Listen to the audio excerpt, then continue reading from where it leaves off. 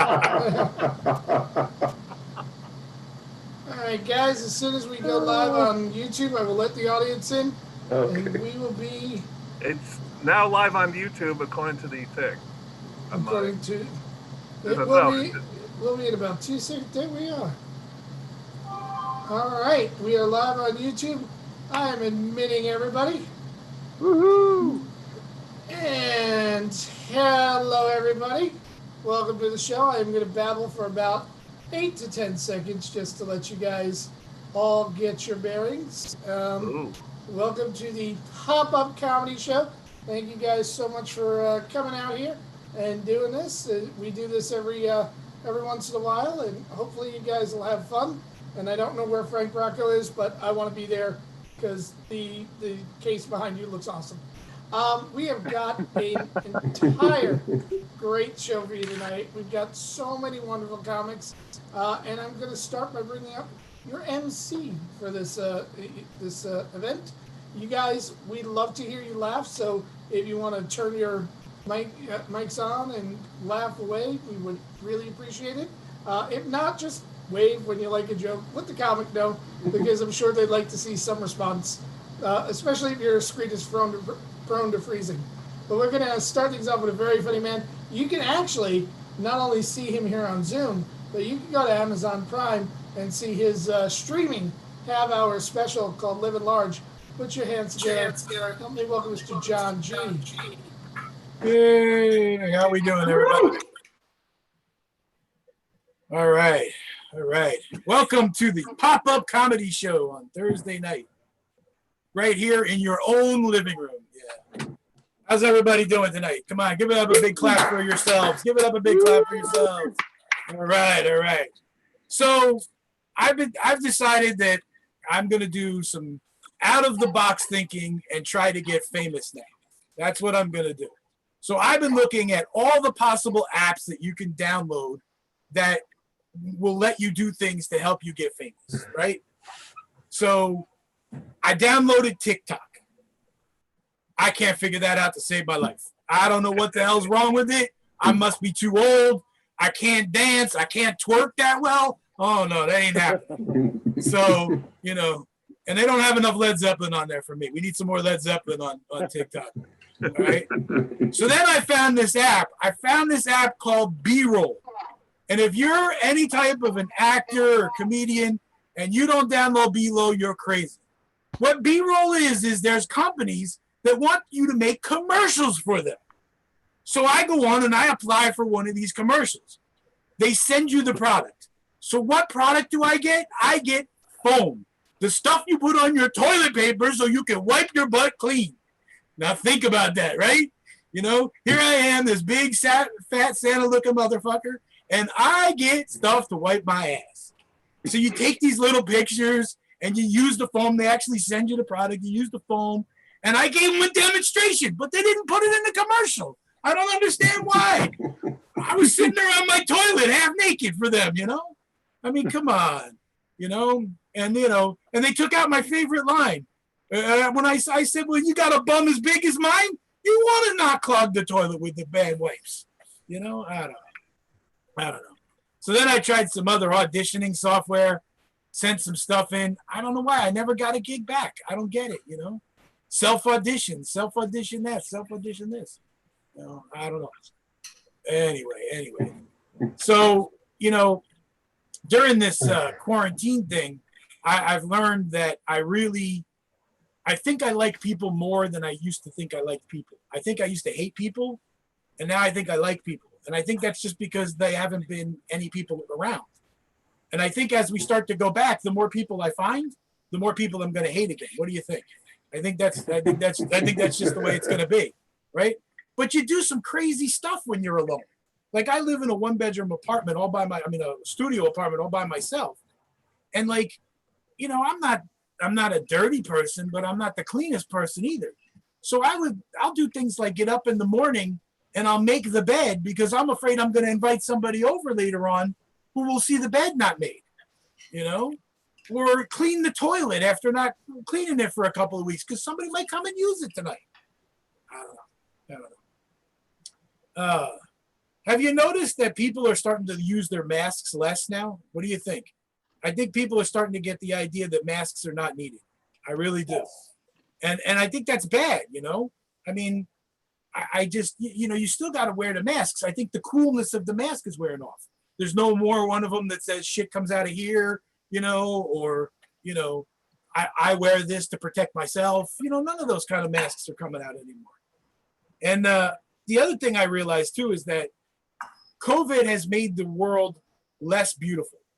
I want you to think about this. Think about all the stores that you've gone to and all the places you've seen where to be COVID friendly and COVID safe, they just put shit up to protect themselves. Like I went to the post office and they took some furring strips, plain wood furring strips, put them up around the windows and stapled on some plastic. How elegant is that? You no wonder they must be really broke, you know? I mean, it's just terrible what's doing. And you go to the ShopRite. I don't know where you guys are from, anybody watching this, but you go to ShopRite and there's a shower curtain behind the cashier. What are they, taking a bath or ringing up your order? I don't know. You know, I mean, I don't know. Is all this stuff going to protect you? Is it going to help you? You know, I really don't know. All right, so that was my little rant for this evening. I want to keep this moving, keep this going. And I'm going to bring up your first comedian. Very funny guy. Let's give it up for James DeSalvo. James, where are you? Right here. Thanks. All right. So discovered all the time, true crime podcast hosts are the worst kind of people. It's always some community college criminal justice major who's watched CSI far too much. Hi, this is Becky McTavish. Today we're going to do what they said couldn't be done. We're going to solve a murder. Yeah, Becky, thanks. You and your 6 community college credits are going to do what the FBI couldn't do, right? Sure. And next week, NPR is going to defeat ISIS. Oh, boy. And my wife said the other night, you know what? Let's get a little kinky. All right. So she wanted to try to look up porn on the internet. Now, in the old days, for all you youngsters, we used to leave the house and go actually to the video store and look at the titles and categories and figure out what would work. But no, so we go typing on free porn categories. First thing that pops up, mother seduces son. What the fuck? And below that, daddy-daughter fun. Is family porn a real category? I mean, I used to get upset when my mother got behind the wheel of a car. I didn't like having dinner with my family. Yeah, Thanksgiving is going to be awkward this year, that's for sure. And Mom, could you pass the stuffing? Well, sure. Speaking of stuffing, I was thinking maybe later we could, no. You know, your father helped make the cream corn. And of course, I hope you save room for pie. God. And then the category right below that was cuckolding. If you haven't heard of this, when guys like to watch their wives having sex with other guys. Why? The only upside I can think of for me is that it's less work for me.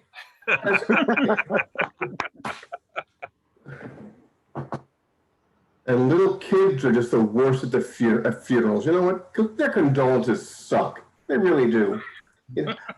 I'm really sorry about your loss, mister. Well, thank you, Timmy. Yeah, my goldfish died last week, and I know what you're going through. That's great. In fact, I think it was Nietzsche who said that no one actually asks when they wish to be brought into this world or when they wish to leave. The worst. That was Kierkegaard, Timmy.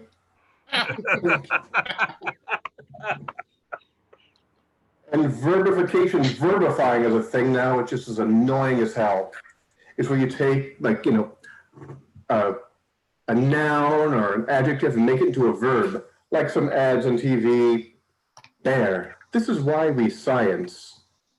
Well, I'm going to make some commercials on my own and make them honest, all right? Masturbation. This is why we porn. Marlboro's Cancer with Us. Nickelback, music poorly. And Thin Mints, this is why I Girl Scout. Watched a whole marathon of Nightmare on Elm Street movies the other day. And I realized people in those movies are just completely stupid. I mean, they was dreaming someone to help them out. Oh, Daddy will save me. Oh, Grandma or Grandpa, whatever. He always turns them to sushi, carves them up. No. I'm dreaming in someone useful. I'm dreaming in Chuck Norris, all right? Yeah. Want to hear to carve your soul out. Really? Well, I wouldn't, Freddie. Would you bring Mommy or Daddy? No, I got Chuck Norris back here. Fuck. All right, great. I got some 9-year-olds to have my eyes on anyway. I'll catch up with you sometime. All right? Thanks. And it's bad enough. Real cops have too much power. Who told the cops on NCIS they could have that much power? Mark Harmon's always chasing someone and yells, "Freeze, NCIS!" And they stop. Well, I'd stop for, FBI freeze, police freeze, IRS halt. Okay, I'd even stop for Girl Scouts of America freeze. There's a chance I'd get a cookie. But NCIS, really? Come on, my God. And there are 3 of those shows. Is there that much crime in the Navy you need 3 shows to warrant this? Who's doing the recruiting? Blackbeard? They want to do that better, my gosh. I mean, all right then. I see you want to have a heart for malfeasance and murder. Well then. What are your views about making a man walk the plank to his death in a watery grave while sharks rip him to shreds? Does a thought of dragging someone behind the ship keel-hauling with their flitches flayed from their bones give you a hard-on, does it? Well, then you might be just right for the Navy. Just put your X right here. Now you're a sailor. Just watch out for Mark Harmon. Ha! And I will leave you with this little ditty that my brother wrote, because it's true and he wants me to tell it. My brother John has HIV, has aged for a while, like over 20 years. He's like Magic Johnson, but he can't dunk for shit. Thank you very much. Let's give it back to your host, John G. Thank you very much. Hey, give it up for James. He did a great job there. Took us on a long journey down fame lane. All right, let's keep this going. Let's keep this going for Madeline Cahill. Madeline, you're up. Hey. Up. What's going on? So I've been trying to follow politics recently. I've been trying to get more involved. I'm coming of the age where it's really, really important. And the more that I pay attention to it, the more I realize that I have no idea what politics is. I just simply need a civics class or something. I have no idea what's going on. I thought the Senate and the Congress were the same thing. I thought they were just 2 words for the same item, like the motor and an engine in a car, which now that I say it, I don't know if those are the same thing either. I'm trying to get involved. And people keep saying grassroots efforts, which, now all I'm thinking about is dirty hippie sex. So now I'm not thinking about, now I'm not focused even a little bit, even slightly. I don't know what a Geneva Convention is. I don't know what that means. Taxes. I don't understand taxes. My dad called me the other day and he said, "Madeline, you need to start paying your taxes. You're going to go to jail." And I said, "Dad, you're basically a dinosaur. They take it out of your paycheck and it's already on your pay stub." Those are different taxes than the ones that I need to pay. So I Google taxes. I'm like, basically, how much do I owe you guys? And they're like, guess. They're like, it's a secret. We're not going to tell you. And I feel like you can share it with me. That's like, we're on the same side of this. We want this to get, they're not interested in telling me the number. So I guess, and it turns out that I'm actually going to be going to jail for a little bit. I did not guess right. So that's just a fair warning against that, I guess. No, I don't like old people. Just as a disclaimer, I know like a lot of you guys are old, but I'm just going to say it anyway. No, I come from a town of like old white people specifically, like old white people. I come from a town of old white people and they're the worst. They're the fucking worst. They vote no on education. Who votes no on education? What kind of bond level criminal are you that you say no to the children? You know, there's always they always have a defense for it, right? They're always like, when I went here, it was good enough for me. When you went here, it was a one-room schoolhouse with a dirt floor. You know what I mean? Like, nobody had a whiteboard when you were around. So, like, I turned out fine. I came out of these schools and I turned out fine. Like, I just watched you write a sign that spelled garbage with a J. You spelled the word garbage. You know, we want better for our kids at some point. We really, really do. No, and at some point, there's no quality of life. You know, can't hear anything, can't see anything. Every time, and you're like, I said there's no need for Kevin Jonas, Grandma. Kevin Jonas. You know the Jonas Brothers. Are you Jews? Like, what could that possibly matter? What are you gonna do with that information, you old bag? You know what I mean? Who's safer if I tell you? Nobody. That's right. Mind your fucking business, you old lady. I will topple you right over. No.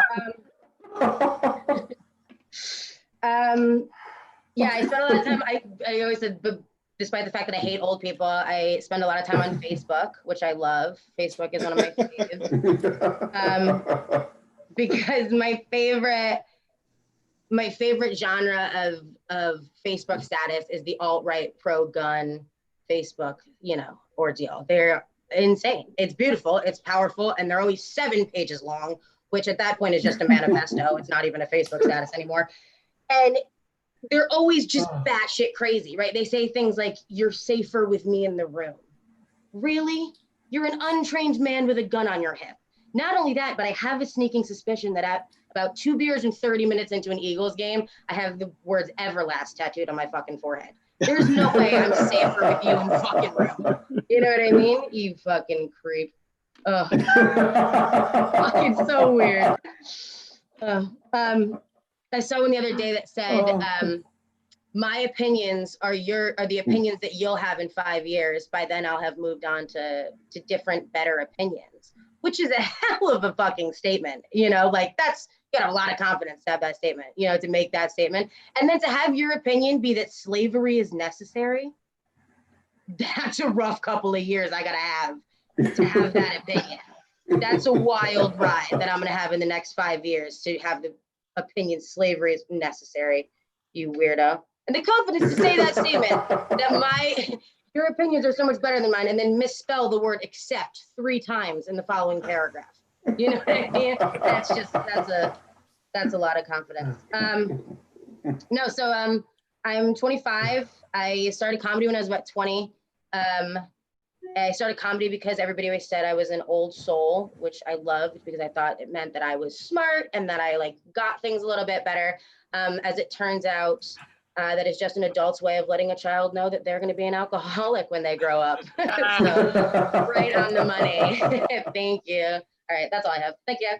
Hey, give it up for Madeline, even if she doesn't like old people. Yay! Look at you, John. Look at you. Come on now. I don't know. No Christmas presents for you. You're on the naughty list now. For more reasons than one, yes. All right, good set. Let's keep this going. Let's give it up for Cats. Just Cats. Woo! Guys. Yeah, it's safe to say that Madeline doesn't believe in Santa Claus anymore, John. Sorry. Think? Oh, jeez. I just have a quick question though. Does the fact that I don't eat fruit before it gets ripe, does that make me a pedophile? I'm kind of nervous about what that road's gonna take me down. Yeah, I might just stop eating fruit altogether just to play it safe. So, back in the before times, I would go to Fridays, and I noticed that Fridays is a restaurant. In case you guys remember, it was TGIF because every day's Fridays. Woo! So on the rare occasion when I would get a salad, they would bring it out and the dressing would be on the side, right? except when I ordered a Caesar salad. They always prepared that fully in the back, like I was some kind of royalty. I couldn't be bothered to just drizzle it on myself. But it got me thinking: is this some kind of like homage to Caesar? You know, like Julius Caesar? But I couldn't figure out what it is. So I figured it's got to be just like one last like twist of the knife in his back. Et tu, Fridays. Et tu. So, speaking of tossing salads, did like Madeline, you might know about this. This is in your age range. Like the kids nowadays, they have different bases than I did when I was like actually partaking in those activities back before Viagra. Like second base used to be like, you know, like hand on the breast or like maybe a topless. But now second base is eating ass. Like it's how did it just jump like so far? Do they think dingleberries actually provide nutrition? Is that like is that the new like kale trend? Are they high in antioxidants? Like, because you know they're going to be fresh. Oh, God. Was that the line? Oh.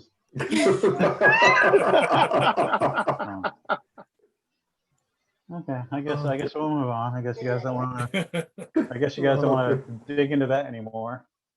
Oh.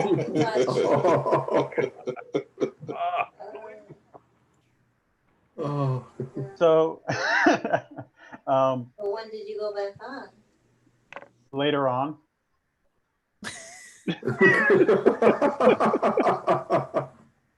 So, okay, so one last thing about kids, because you know, why not? Have you guys heard about this like 5-year-old who is getting paid to play with toys? It's like the movie Big come to life. This 5-year-old is getting paid like $15 million to provide feedback to a toy company. Are you guys paying attention? A 5-year-old is getting paid more money than you will ever see in your lifetime to play with toys. What kind of feedback are they getting that is so enlightening? You know, this Robo Shark Former 2000 has the aesthetic appeal of the earlier model, but there's something wrong with the rear spring. You know, based on Hooke's law, if you just turn it a quarter turn to the right, it might equal balance. No. You're gonna get shit like, this car's blue. I hate blue. The toy was fun to play with, but the wheels tasted kind of funny. And I'm all for like women's equality because you know a guy like negotiated this deal because he probably read The Art of the Deal. Because like a woman would have been like, I don't know, did you offer him some cake first? All right, that's my time. Thanks, guys. Appreciate it. Hey, let's give it up for Cads. All right. He did it. Oh, he always leaves you walking away wondering about something, huh? Good job, Cads. Good job. All right, let's keep this going. Let's give it up for Isabel Pierre. Isabel!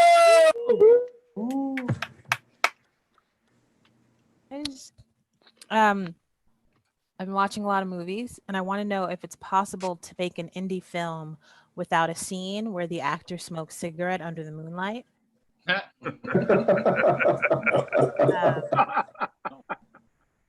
Just feels like, it's kind of a staple scene. How come we steal cable but we share streaming accounts? Never understood why one is okay and the other just like isn't. I'm thinking of doing a retrospective of all the Black people who died first in movies. It'll be super short. Really like bite-sized clips. Maybe I'll put it on TikTok or something. Is there a method acting pool for spies? Because undercover detectives in movies go from working class stiff to like trained Juilliard actor over the span of 20 minutes. Like they've got the dialogue down. Suddenly they're thugs. Suddenly they know exactly what it is. Meanwhile, all the undercover cops in my hood look like dudes about to riot after their sports team lost. There was a lot of transformation there.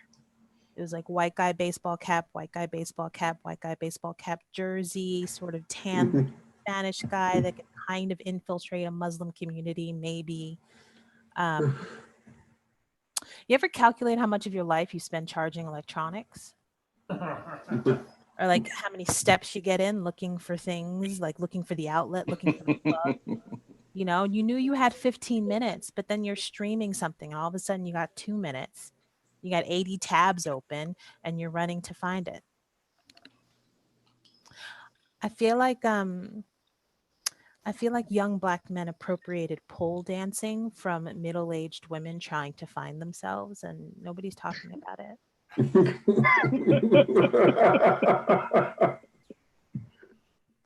I had a conversation with a roommate of mine about religion, and he's very, very Christian. He believes that Trump was appointed by God to appoint judges to protect the American family. And yeah, take that in.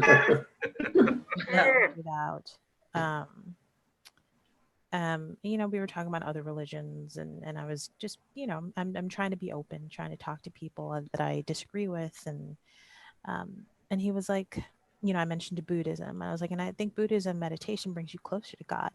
And he was like, then why are Buddhists always angry? And I was like, I have nothing to say. I don't know why. They are very angry people. Maybe it's all the meditating and sitting with your own thoughts all the day. You just sit with your own, it's like sitting in your own shit, but like your own mental shit. I think that does. I think it makes people angry. So I'm coming out today, you guys, as a complete lover of astrology. Yeah. I love it. I believe in it. I dig it. I search for it. Yeah.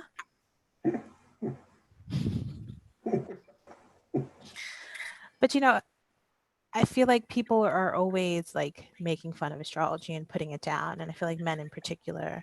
But it's like, if you guys can design your entire lives around sports competitions where players are basically indentured servants, where they're told what to do, where to go, where to play, what diets to have, how to work out, is it really all that weird for me to make decisions based on the alignments of the planets? I don't know.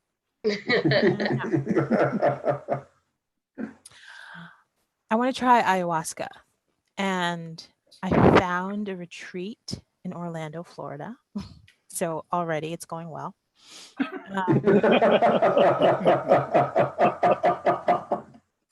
And it's the retreat is donation based, but the donations are about $1,000 for the weekend. But the medicine is free, you guys. And it's ancient South American medicine administered by white people who call themselves healers. Already it's just like it keeps getting better. I feel like I'm entering a horror film. Like this is the beginning, it's the first act. When you're like, don't do it, don't buy that ticket, don't buy that fucking ticket. Or it's like I am the episode of the true crime podcast where they go, they start, they're like, this is the story of the ayahuasca retreat killer. Isabel Pierre's body was found belly up floating in a gator swamp. I was afraid. It's been like a rough writing week, right? And I was like, oh, what am I going to talk about? What am I going to talk about? And then, like on cue, the universe delivers. Well, the internet delivered, and we have a new Rachel Dolezal. There is a woman named Jess Krug who outed herself. She's a white Jewish woman from Kansas. And she's been pretending for years, for decades, to be an Afro-Latina woman. Not only just pretending to be an Afro-Latina woman, she is a professor at George Washington University. You're eating again? Of who's eating? Stop fucking eating while I'm talking. She's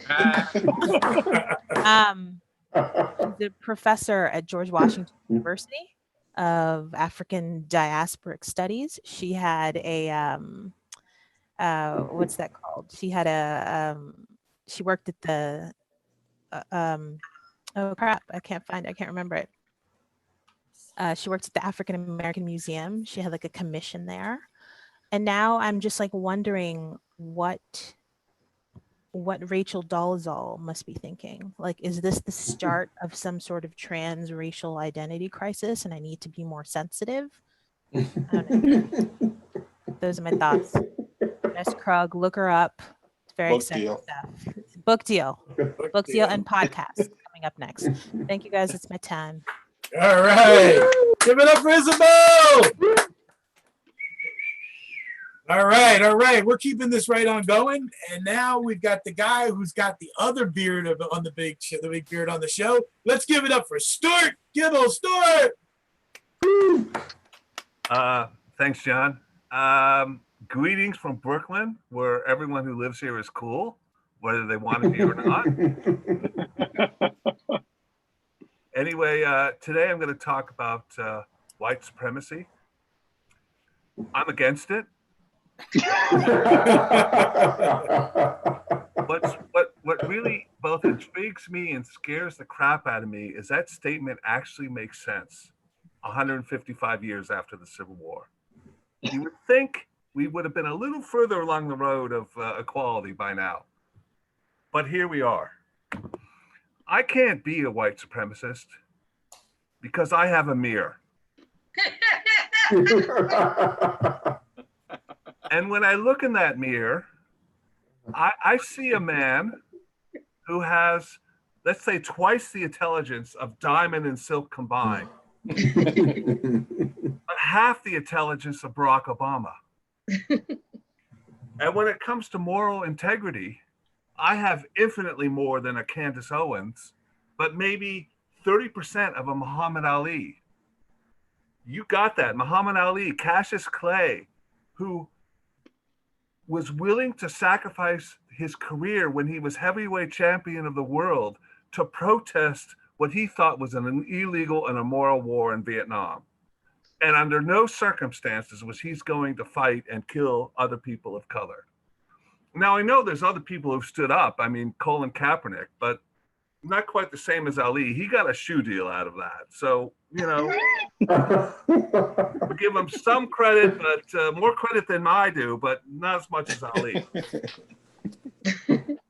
And these people who are white supremacists, I mean, they'll wear a hood, but they won't wear a mask. I mean, how much sense does that make? You know, you're worried. You're not worried about the virus because you can't see it, but you take a gun, an automatic weapon when you go to Walmart to fight terrorists who don't exist where you live in the middle of Georgia or Kentucky or whatever. I mean, why do you need a gun when you go to Walmart? I understand if you're shopping at Target, that makes sense. Okay, that's built into the name. You need a gun there, but Walmart. And when you want to compare me against other people, when it comes to looks, okay, I'm somewhere wherever in the middle. But if you put an Idris Elba on the scale, forget it. I don't even compare at all. That guy's from another planet. So what are these supremacists superior about? I mean, and they say, well, Stu, who built this country? And the answer they want me to give is they want me to say white people built this country, which white people did all the work at the same time that unicorns roamed the planet, But my question to them is, when white people were doing all the building, what were the black people doing? Okay, were they just sitting on the side having a nice picnic, eating some chicken and pecan pie and washing it down with some sweet tea while the white people did all the hard labor? One can only imagine the great-great-grandson of Martin Luther King was preaching on that day saying, I have a dream that someday white people will let us do just a little work. I mean, they say, no, Stu, we're not talking about this country. We're talking about civilization. Who built civilization? And I say, well, let me use some Arabic numerals and some algebra and develop some logarithms to decide who built the pyramids and the Great Wall of China and all the other stuff that's been built over the century. But they say, I don't understand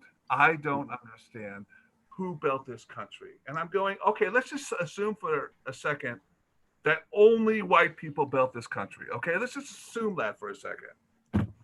My question is, what do you want? Your great-grandfather supposedly did all the work. What do you want, a participation trophy for being his descendant? You didn't do the work.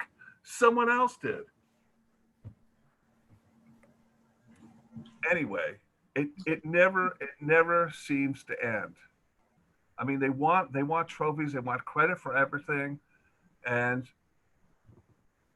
I don't know. I mean, there's been some great white people, For every Jonas Salk, there's been a Ted Bundy. Take credit for that sometimes, I mean, race is not a team sport, people. Okay? I want my team, the New York Yankees, to win every night. Okay? Especially when they play the Boston Red Sox. But that doesn't mean I'm better than everyone in Massachusetts. Just some of them, okay? So I think everyone needs to look in the mirror and figure out, okay, I'm not better than everyone. I'm just a guy. Thank you very much. Give it up for Stuart. All right, Stuart. A white guy not liking white supremacy. Cool. All right. All right. Here we go. We're going to keep this right on going. And I'm sure this is going to be an interesting comeback to the last one. Let's give it up for Franz Kyle. Franz! Franz! Where did he go? Yeah, I don't know how to follow all that white guilt, Stuart. You could be my friend. I could be your one black friend. Help you navigate all of that. So how many of you guys believe in vision boards? How many of you guys actually do vision boards? Yeah. I did a vision board this year. My former colleagues at works were just like, we need to do vision boards. You think it can happen. So I got the magazines out. Yeah, I found fucking magazines. And I actually ripped out the body of buff dudes. I was going to get a new body. I was going to get myself a great new job. And I was thinking about health and prosperity for all of my friends. And then, like any good Haitian, I sacrificed the goat. But that's not what you do. I mean, that's what I thought would give it a little extra juju, a little extra bounce to that vision board. Oh. And I think that's what Trump was thinking when he was just like, these immigrants don't understand our fucking culture. They need to go. And I wasn't going to use the blood of a goat. I actually was going to use the blood of some female virgins, because I heard that's really good. But none of my daughters would give me any. And I sat there and I looked at them with a side eye and I said, aren't you all virgins? So now I keep them locked in their room. which is, I tell them for COVID, but fuck it, you know, whatever.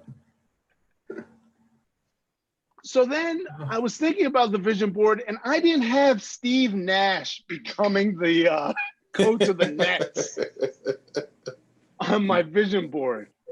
And I was thinking, yet again, immigrants getting all the good fucking jobs. And I was thinking, from 2012 until now, we've gone from 14 black head coaches in the NBA to 5. So that's like 9 executives gone. And then I was also thinking that Aunt Jemima, Uncle Ben, Mrs. Butterworth, and Franz Kyle all lost their jobs to some white shit. And that, my friends, is white privilege.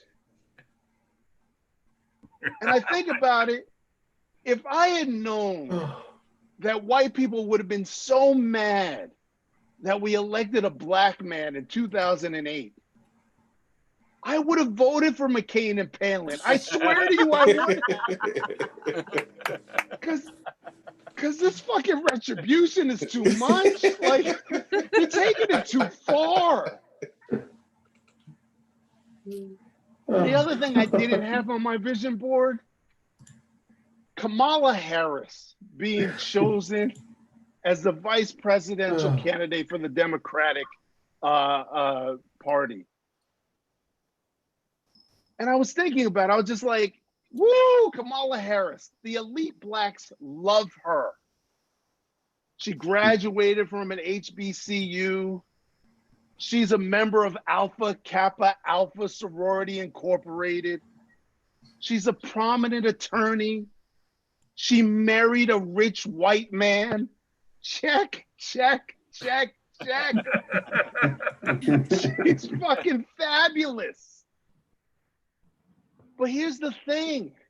Shaniqua in Alabama, she don't trust that bitch.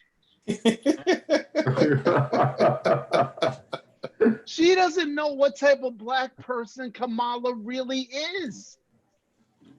We don't know if she can make a good mac and cheese. We haven't tasted her peach cobbler.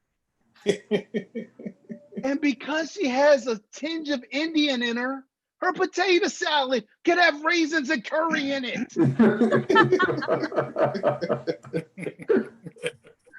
We need to know what type of black person she is.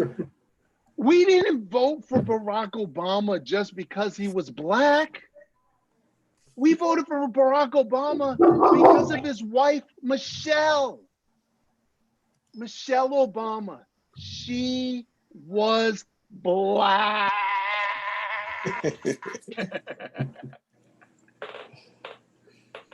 Head resting bitch face. She gave you that side eye. That no, he didn't look. She had that huge badunkadunk ass that we all were staring at. We knew that she had a great fried chicken recipe in her back pocket and hot sauce in her purse. We voted for Barack Obama through the power of Michelle's black vagina. We knew that if he could handle her, he can handle the country.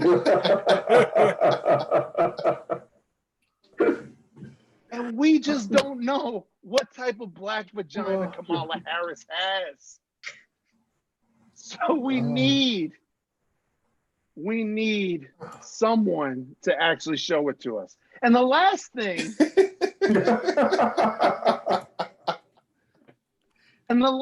that I didn't have on my 2020 vision board was the fact that you all gave us Juneteenth off. Juneteenth, which has been celebrated since 1865. Thank goodness Trump was there to tell you all about this shit. For those of you who don't know what Juneteenth is, it's like the 4th of July, but with more red velvet cake and strawberry soda. Because black people love their sugar. We don't care if we get diabetes. We want to party. Who needs that extra foot anyway? But yeah, Juneteenth.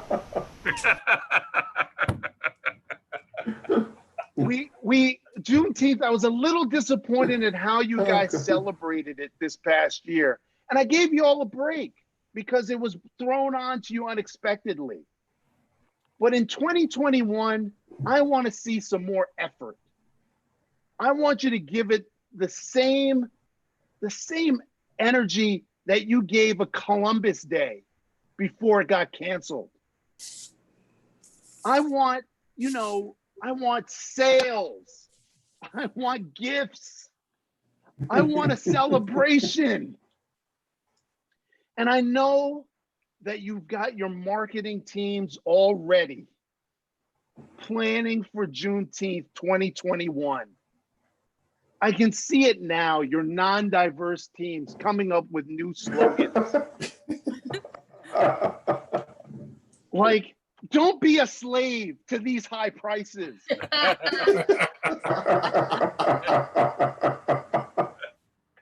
Or buy one and get the next one 3/5 off. Ow. Or don't forget to buy her a chain that shows everyone that she belongs to you.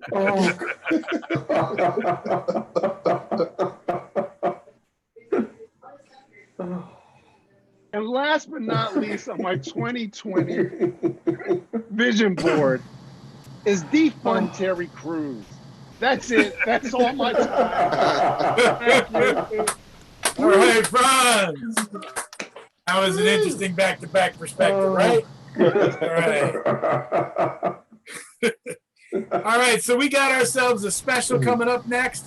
He's a good friend of mine. He's got a special on Amazon Prime, not dead yet, and he's here to prove it to you. Give it to Mr. Jim Mandrino. Woo! Hello, people. If I sound weird, it's because this is one of the first shows I'm doing after having a really prolonged bout of bronchitis. And I mention that because they're the exact same symptoms as COVID. You have a cough, you have a wheeze, and you do not realize how much people are paying attention until you are walking down the street and you cough and you physically see a crowd parked. If I would have realized that would happen, I would have been coughing the entire quarantine. I'd have just been coughing in people's directions, and not a fake cough either. I just started smoking Lucky Strikes, something, to get that real cough going. Because as much as I don't like the feeling of respiratory pain, I don't like people touching me. Anybody get that? Like, not freakishly. Like, I'm not like Rain Man level. You know what I'm saying? Like, if there's a hot chick and she wants to touch me, I'm all there. But what I'm saying is the random people that bump into you on the street, or even worse, the people that think they're friendly with you and they'll put an arm around you or hug. There's nothing that annoys me more than that. And here's a couple of reasons why. Number one is I don't know your particular hygiene habits. And that's a really big thing for me. Because when COVID started and they said, it's mostly going to affect people that don't wash their hands, I was perfectly fine with letting them die. I was perfectly fine with letting the non-hand washing motherfuckers take one for the team. Do you know what I'm saying? It's when it spread to innocent people that had a little bit of an issue. Quarantine's been friggin' insane. And I mean, unbelievably insane. One of my favorite things that's happening during quarantine, because there's a lot of shit that happens during quarantine, but probably the single most favorite thing is the crazies from your past that are now unemployed with so much free time that they have nothing better to do than to look you up. Anybody get hit with that? Anybody get hit with a random IM or text message or messenger chat. I got Yeah. this afternoon, because I've been getting a lot of them. Like, my first wife contacted me after, like, we had not spoken in well over 20, I'm going to say 28 years since I last spoke to her. And she's there like, hey, how you doing? And I'm there like, not so good now. Because if I was thinking of things that I don't want, is I don't want basically an interactive game when I turn on my computer of which shitty memory am I going to have to recall today. Because that's what it was. Do you know what I'm saying? Like, I have a brother who I don't talk to. I haven't talked to him in 40 years. It works for us. There's some family that you want to talk to all the time and you love them, and there's some family that they call you up and they go, hey, so-and-so died. You're there like, finally. He's that relationship. Do you know what I'm saying? And he contacted me. A bunch of crazy exes, because I have a lot of crazy exes. But today was the mother load. Because every guy, when you get to a certain age, you look back in your past and you go, that one.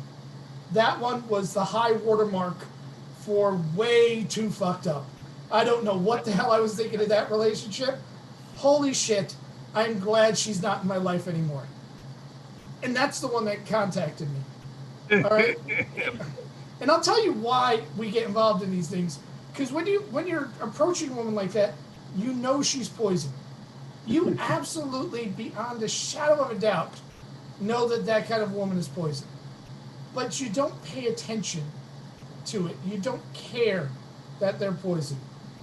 Here's the reason why you don't care that they're poison. Because they're crazy. And every guy will tell you that crazy women just fuck so much better. And that's really all you care about. I'm not even kidding about that. Like, if I could find a woman with both low self-esteem and daddy issues, she would fuck me like she has something to prove. That's what would happen at that moment. Like, she'd be writing me for hours like, do you love me now? And I'm there like, no, try harder. And you just had a good time. But this one was a special kind of crazy. And when I say this was a special kind of crazy, you got to remember that I like crazy women. I like, if you are batshit crazy, I find you interesting. Like, I dated one woman and she asked me to stay over her house for the night, and I said, no, I don't want to do that, because I was also very much a dick when I was single. And she went, oh, that's okay. Let's just order in some food. And when the doorbell rang, she took an inordinately long time to get the food. And I realized it's because not only did she pull in the Chinese food, but she also went out and punctured all 4 of my tires. So I would stay there overnight. You know, and that's the kind of woman I would date, because when she did it up there, like, it's okay. You know, that's just her being her. But this one was the one that made her look normal. All right? And that's the one that contacted me today. So when she contacted me today, I'm there like, how did you find me? Yeah, that's the first. That should not be the first thing that enters in your mind. And oddly, I dated her just before I dated my current wife. That's when this one was in my life. So I want to go 8 years ago. It's been 8 years where I haven't really had to check in the middle of the night if the person that was sleeping next to me was sitting up and staring at me while I was sleeping. Because that's the level of crazy it was. You don't understand how creepy that is. When you wake up in the middle of the night and you open your eyes and there's another human being doing this. And I'm there like, can I help you? And she's there like, no, I just want to make sure you're breathing. And I'm there like, because you want to stop it yourself? That is the only reason I could think of at that moment. Here's how crazy she was. And this is going to be probably the dirtiest thing you guys have ever heard me say. Everybody in the world has sexual kinks.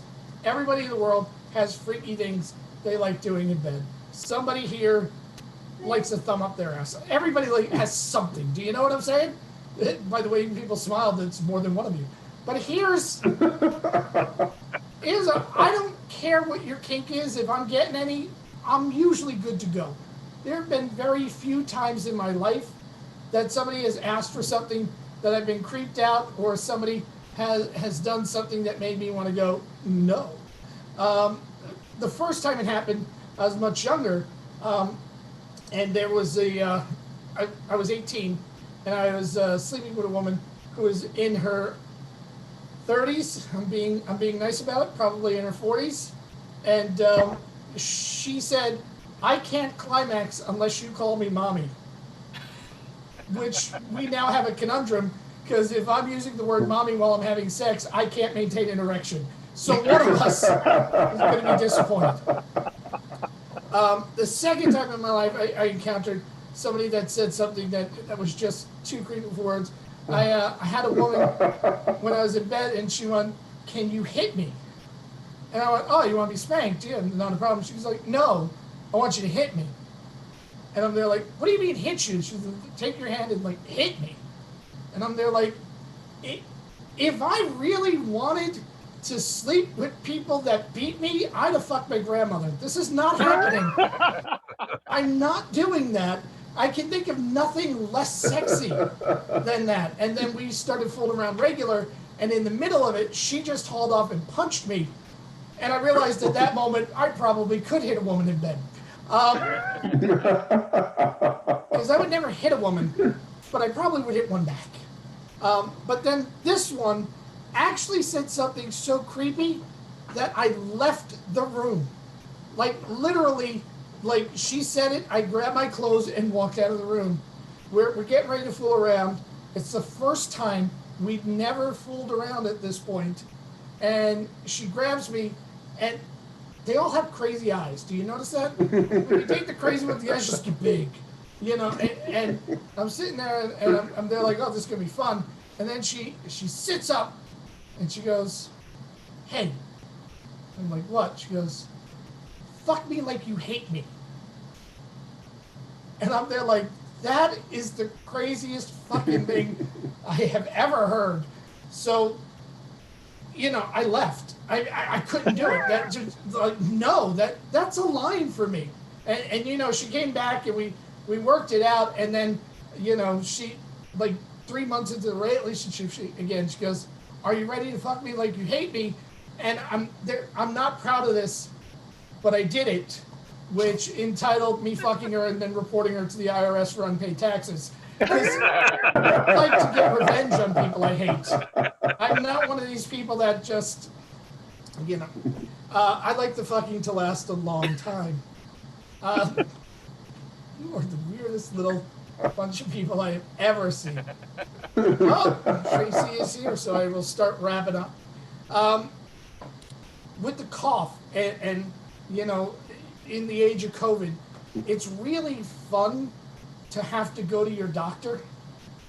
Because here's the whole thing. I called the doctor, and they said, "I'm having bronchitis, I need to see a doctor."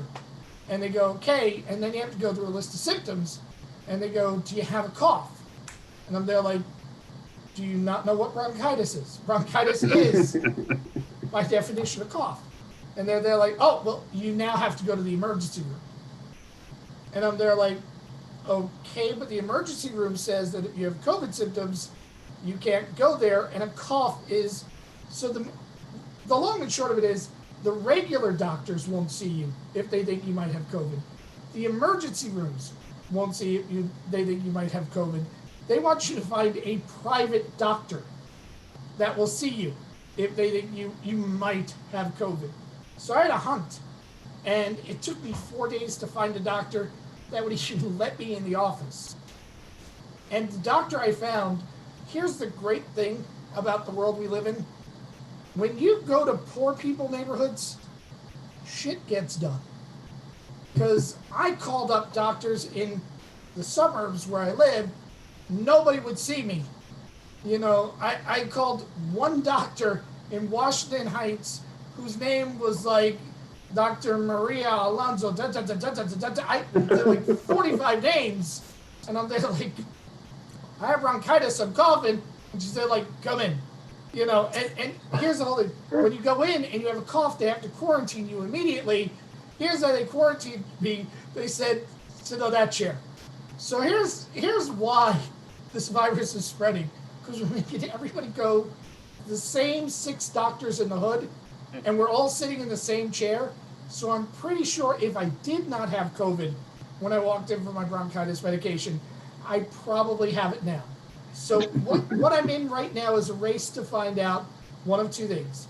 Is the COVID going to kill me? Or is the crazy ex who wanted me to fuck her like I hate her going to find out where I live and kill us all? That's one of those 2 things is going to happen. I'm going to turn you back over to John. Goodbye, everybody. Hey, give it up for Jim. Well, he's not dead yet until the bronchitis or the COVID gets him, so he's doing well. He's doing well. All right, this has been a fun show. All the comedians have been great, but now we're ready to bring up your headliner. She's a very funny friend of mine. Let's give it up for Tracy Jane. Tracy! Hey, everybody. Is this thing on? Can you hear me? Can you hear me? Yay? Yay! Wow. So I just got back to New York on Saturday, and I just got stuck on the subway. I've been gone for like 2 months. I forgot how much they sucked. I really adorable. Yeah, so I got stuck on the subway, so I'm running very late. Fortunately, I got here just in time to make sure that Jim is not dead. Please don't die. I need you to not die, please. I also don't want you to die. But with bronchitis, man, that's like super boogers. That's a lot of green snot. It is no joke. That's pretty. So, but if you don't get COVID and you went through all of that, you're a superhero for sure. Absolutely. So you could be, your superhero name could be the Masked Booger. Oh. No? Okay. I brought my feather boa because this always feels so much like we're on Hollywood Squares that I want to be as much like Joanne Worley or Paul Lynde as I possibly can. So I drank with a feather boa. It just feels right. It feels right to me. So yeah, I went home to my mom's house for 2 months, right when the fireworks were horrible, all night, every night, scaring the shit out of me. And I went home to my tiny little town of 3,500 people where they had fireworks going off a lot, but they were during the day. And that is an indicator of white trash, because if you're setting off all of your fireworks during the day, it's not a fireworks show. You're just drunk and wanting to blow shit up. That's a definite indicator. That's a litmus test. And testing positive for white trash. Woohoo! Yahoo! I also while I was there trying to do little Zoom shows and comedy shows, I also had to deal with my 5-year-old neighbor next door, Owen, who is involved with everybody's life in the neighborhood because he'll just walk right into the house. He's like, no knocking. He just, everybody has special locks for the Owen doors. He's insane. He's up your ass over everything. I was working hard, blue collar style, sweating, working on my mom's front door, sanding it down, prepping it, painting it. Here comes Owen. Hi. Hi. Hi. What? Why do you have a screwdriver? Like every single thing, he's completely up your ass. So when I was doing Zoom shows, I got Owen coming out of nowhere. I'm trying to drop F-bombs here, and here comes Owen with his dog Jojo, and I'm trying to say, I'm working right now. This is adult jokes, Owen. Oh, Jesus God. Like, I miss entertaining 200 drunk people is so much easier than entertaining one 5-year-old. That word. Yeah, I'm back here. It's good to be back, but I like, people were saying, the city's changed and everything. Look, it's always been tough for me because I'm small town people. So it's like every time I saw the I Heart New York, since I got here 16 years ago, I always thought, love New York. I don't know if I love New York. I mean, that's a pretty strong word for a place with a rat problem. But you can't leave because I've been here too long. Like, where the fuck am I gonna go? Like, you if I leave here, it's like I'm institutionalized. I won't know what to do with myself. I'll be like Brooks from Shawshank. Been here too long. Yeah, but I mean, it would be nice to, find, in all of this mess, I don't know, boyfriend. I've been thinking a while of getting, a dog or a boyfriend.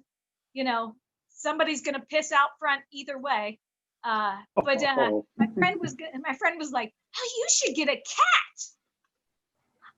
I was like, I didn't say I wanted a fucking cat. I said I wanted a dog. A cat shits in a box and then walks through it and then jumps up on the kitchen counter and looks at you like you're the asshole.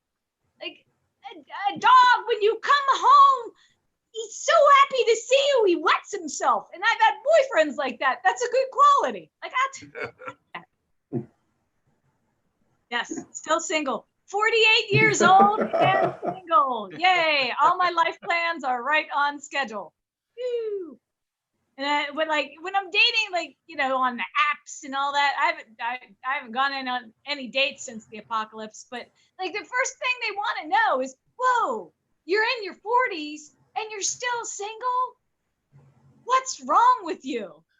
Wait a minute. You're divorced with kids and baggage and an ex that still runs your life. And you're asking what's wrong with me? How am I the loser? You lost your stuff.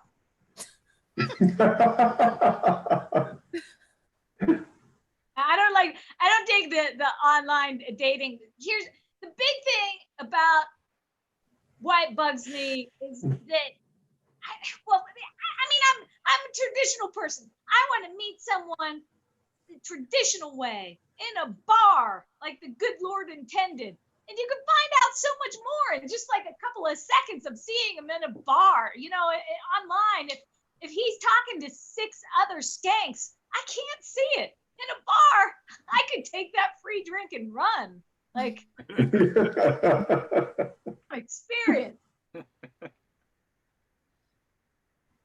Yeah, it would be fun. It would be nice though if I had met somebody. Jesus, at least had an emergency contact or something before this apocalypse started going down. I mean, if I die in my apartment alone, the only way they're gonna find me is because my neighbors are pissed off because my Alexa has been playing my wake up song on a loop for 5 days and it's loud as hell. Sure, I know Bad to the Bone is a great song, but everything in moderation, right? Okay.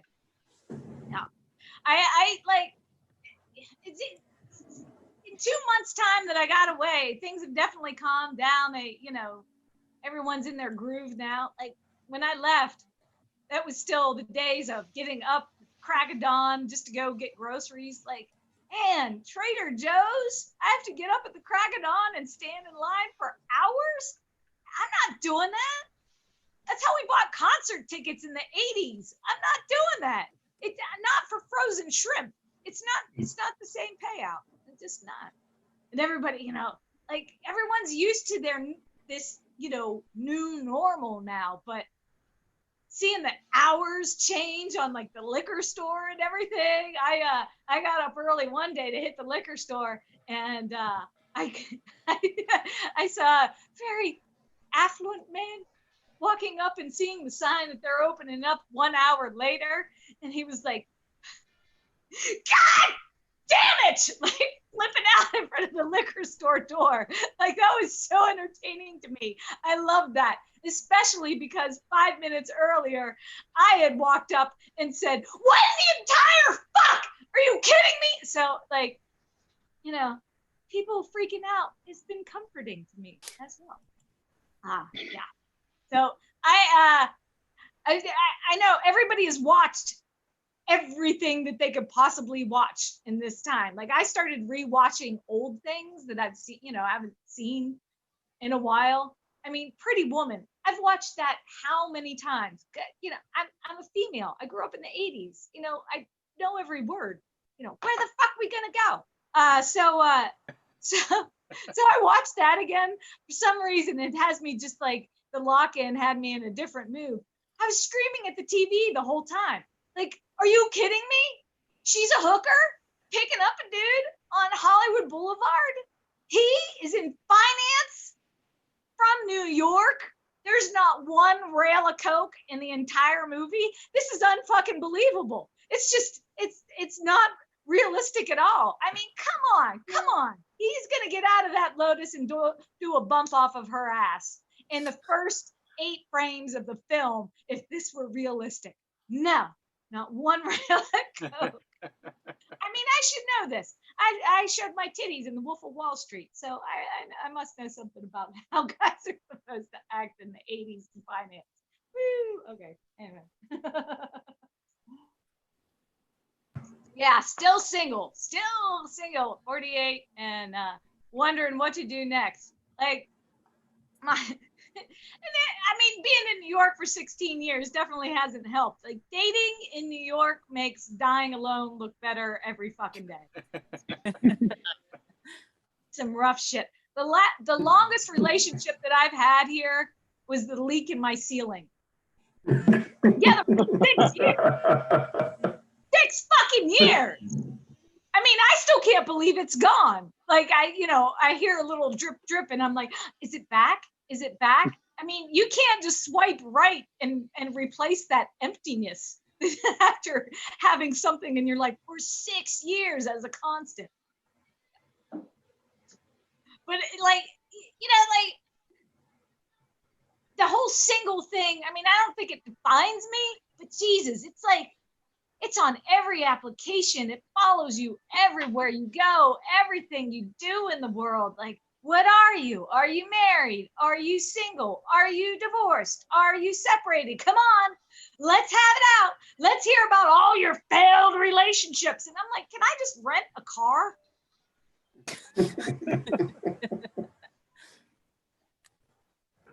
Oh boy. So being locked in, I mean, I've enjoyed a lot of it because, no pressure, just wake up, kind of clean my apartment, piss around, working on projects until I think it's time to start drinking. A lot of it hasn't been all that bad. I definitely think the voices in my head are much easier to deal with than the assholes on the subways. So there's been a little bit of a positive. The voices in my head definitely yell a lot more, but they're not as angry. So here I am. Oh boy.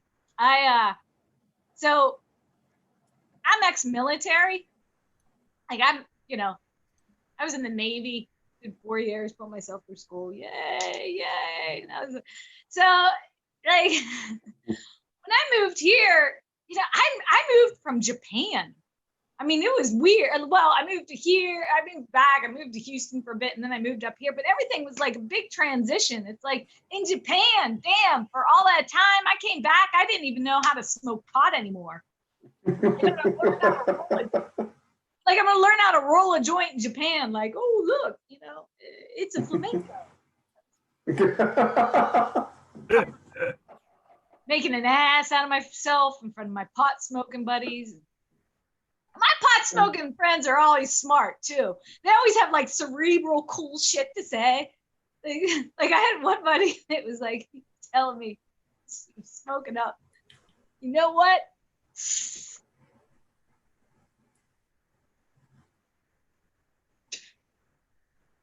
There's only 8 things you got to do in life: eat, sleep, shit, fight, fuck, smoke, dope, throw up, and be somebody. That's it. The rest is all gravy. But it's like me. I don't have any advice. Like all I had was like, I'm just like a big drinker, you know. Crown Royal bags make great oven mitts. There you go. That's all I got for you. It's my pearl of wisdom. Yeah. All right. So yeah, so I moved here. Man, I made a lot of effort. I tried to find a nice boy in New York. I really, really did. Like when I first got here, I met a guy. I thought that was it. He was the one. His last name was Party. Your last name's Party? Like I could be Tracy Jane Party. Phenomenal. And I was like, I just wish he were in the Navy with me, because then he would have been Seaman Party. That never would have got old. Not ever. Like I would have laughed every single day. Like if that were my name, I would have joined the Navy just to make people say that. You know, Seaman Party in my office now. Seaman Party, where are you? I'm in the head, sir. Okay, that's just for the seaman. Thanks so much, everybody. Tracy J, thanks for having me. Hey, keep it going for Tracy. Woo! All right. She doesn't look like she was in the Navy, does she? No. Hey, everybody, this is a great show. Let's give it up for all the comedians that were on the show tonight. All right. Give it up for Jim Mandrinos for hosting the show every week, the Pop-Up Comedy Show. If you enjoyed it tonight, come back next week. We'll have it again. All right. Thanks, everybody. Bye-bye. Woo.